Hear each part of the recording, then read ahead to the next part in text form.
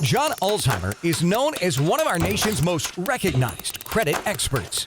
Having worked for 28 years in the credit industry, John has become one of the most prolific speakers about credit and the go-to authority on answers to credit-related questions. Credit Countdown with John Ulzheimer. Hello, my name is John Ulzheimer. I am a consumer credit expert. I've been in the credit industry for almost 30 years. Spent time at FICO, which is the developer of the FICO credit scoring system, and Equifax, which is one of the 3 generally recognized credit reporting companies in the United States. So today we're going to talk about score factors. What is a score factor? When you apply for a loan and your credit score is delivered to a lender, that's not the only thing that the lender gets. The lender also gets the top 4 reasons why your score wasn't higher.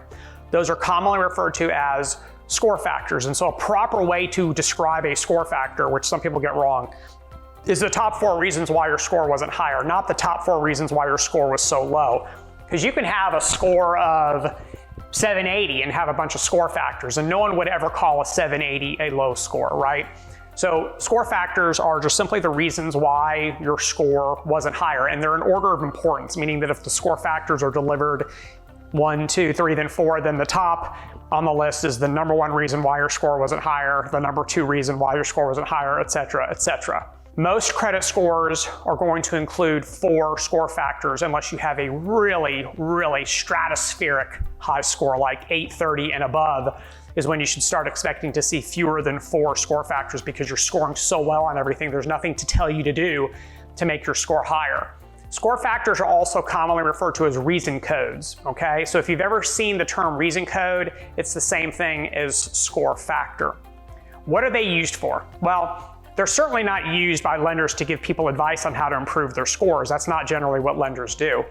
What these score factors or reason codes actually are used for is they're used on adverse action notices. And some people actually call these adverse action codes because they're commonly appended to adverse action notices. Well, what's an adverse action notice? An adverse action notice is a denial letter. When you apply for credit, if you're denied that credit based on information in your credit report, the lender has to send you a denial letter, and that denial letter is formally referred to as an adverse action notice. So these adverse action notices have to include certain information, and one of the pieces of information that has to be included is your credit score information. So what you'll commonly see if you've been denied credit, you'll see the adverse action letter, your score will be on it, and then 4 reason codes indicating why that score wasn't higher will actually be on it, all right? So just to give you an example of some of these codes, these are what are called table-based codes, which means that there is a number or an alphanumeric character that equates to some code or language that appears on these adverse action notices. So in the FICO version of a score factor, they're numeric. In the Vantage Score version of score factors, they're either numeric or alphanumeric, okay? So you'll never see an alphanumeric score factor for FICO, but you will see an alphanumeric score factor for Vantage Score, and you'll also see numeric score factors. So let me give you an example of some common score factors, and these are all FICO score factors. These are on their website. I'm not giving you any information that you can't already find by just going to their website. So score factor 10 under the FICO system, your credit card utilization is too high. Score factor 5 under FICO, you have too many accounts with balances. Any of these score factors, 38, 39, or 40, indicate you have serious delinquencies, public records, collections on your credit reports. Score factor 18 is that the delinquencies are too recent. So generally, if you see these types of score factors on your adverse action notice, your score is probably pretty low because people who have this type of stuff on their credit reports will typically have lower scores. A couple of things. Reasoncode.org is a great resource for decoding score factors used by the Vantage Score models. And you can even see how they're worded, which is going to give you a lot of insight to what their models consider. So if you see, and this is one of the things that I find so funny, that people talk about how credit scores are black boxes and they're secret. They're not secret at all. telling you the score factors is basically telling you what's inside the model. If you see score factors about utilization, accounts with balances, the time since delinquencies, or the presence of delinquencies, you know that the model considers those things because it wouldn't tell you about them after the fact if it didn't consider those things. So for people who think credit scoring systems are all these, secret boxes that no one knows what's inside of, that's preposterous, because the score factors are essentially a peek inside the box. Reasoncode.org, you could basically look at the dozens and dozens of score factors that are on the VantageScore system, which are going to essentially give you a sneak peek inside of their scoring models, and it will tell you these are the types of things that the VantageScore considers. And so, it's kind of hard to call something a black box when it's just right out there on the internet for people to see what the models consider. I think from a consumer perspective, the value of these score factors is they give you a roadmap to a higher credit score strategy.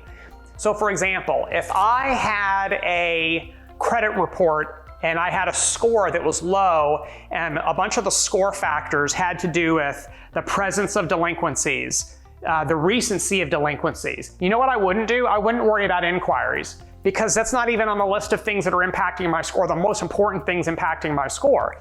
For example, if I had this as one of my score factors and this as one of my score factors, I know the reason my scores are not better is because I have too much credit card debt relative to the credit limits, and I have too many accounts with balances.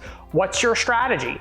Your strategy is to pay off some of your credit cards and pay down some of your credit cards, right? So you can kind of accomplish the same, you can kill two birds with one stone.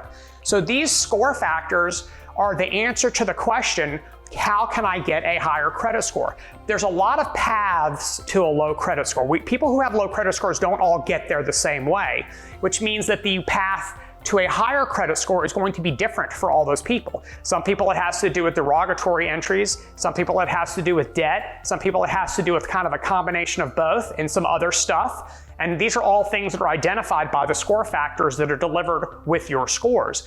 And so there should never be a mystery as to why your score isn't higher, because the number doesn't tell you why your score isn't better, it just tells you what your number is. It's the score factors that really add the value to the score, because it can absolutely give consumers almost a checklist. Do this, do this, do this, don't do this, don't do this, especially when it comes to derogatory entries.